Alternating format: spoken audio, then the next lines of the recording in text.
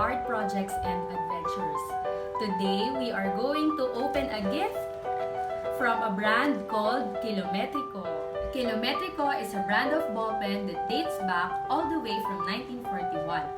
I'm sure that these ballpens are really good for journaling. So come and join me and let's have fun trying these ballpens. Let's open the box from Kilometrico and let's see what's inside.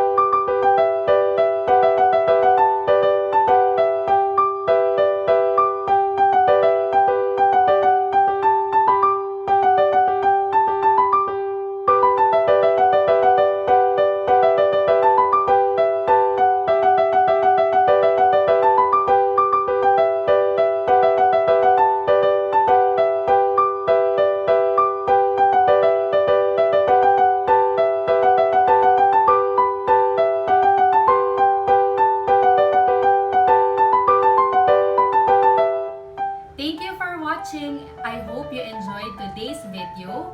Please do like this video and subscribe to my channel for my next art adventures. Bye!